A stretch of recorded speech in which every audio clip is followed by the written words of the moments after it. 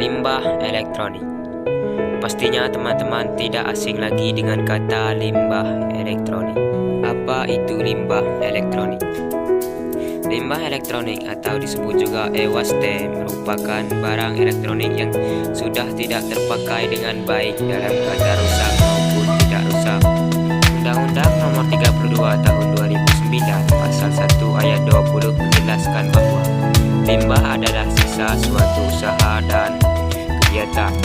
Limbah elektronik umumnya dipahami sebagai peralatan elektronik dan elektrik yang tidak dipakai atau tidak berfungsi dan tidak diinginkan lagi karena telah menjadi barang yang kadaluarsa dan perlu dibuang, baik itu dalam bentuk utuh maupun bagian.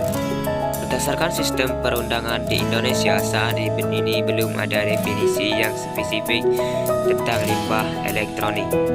Sebagian besar limbah elektronik dikategorikan sebagai limbah bahan berbahaya dan beracun atau B3 karena mengandung komponen atau bagian yang terbuat dari substansi berbahaya seperti timbal, merkuri, kadmium, dan lainnya.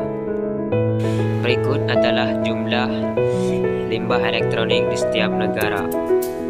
Indonesia terdapat pada urutan nomor 9 terbanyak limbah elektronik. Berikut adalah konsep pengelolaan dan pengolahan limbah elektronik.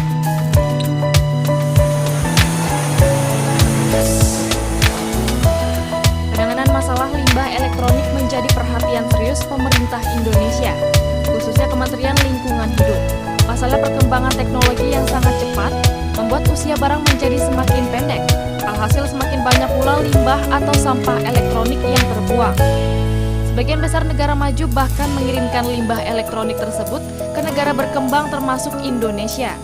Jika tidak mampu mengelola, limbah tersebut akan menumpuk dan mencemari lingkungan.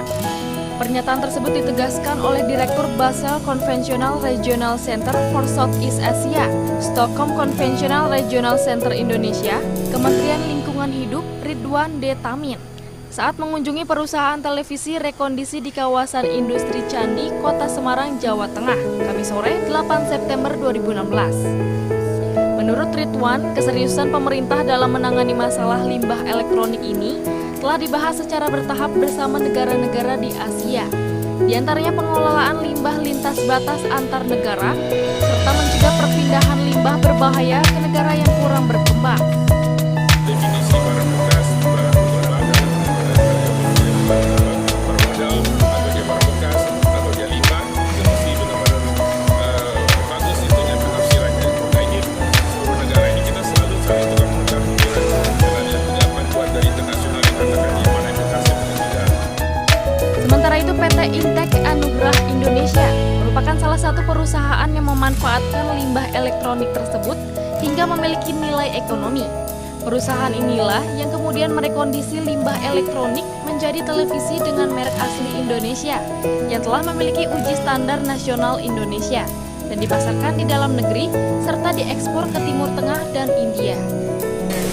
Saya yakin bahwa produk yang kita hasilkan itu boleh bersaing ini. Kita boleh diuji dalam tanda kutip itu bahwa mutunya itu tidak akan kalah kita itu.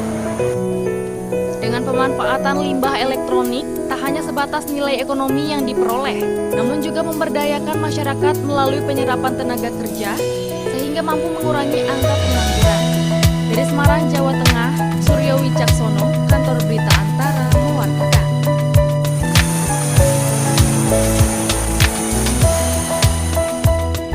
Adapun dasar pengelolaan sampah elektronik yaitu sebagai berikut. Undang-Undang Nomor 32 Tahun 2009 tentang Perlindungan dan Pengelolaan Lingkungan Hidup. Undang-Undang Nomor 18 Tahun 2008 tentang Pengelolaan Sampah. Perpres Nomor 61 Tahun 1993 tentang Ratifikasi Konvensi Basel. Perpres Nomor 47 Tahun 2005 tentang amandemen atas Konvensi Basel tentang pengawasan pemindahan lintas batas limbah berbahaya dan pembuangannya, PPT nomor 101 tahun 2018 tentang pengelolaan limbah B3. Sekian penjelasan saya tentang pengelolaan dan pengolahan limbah elektronik. Terima kasih.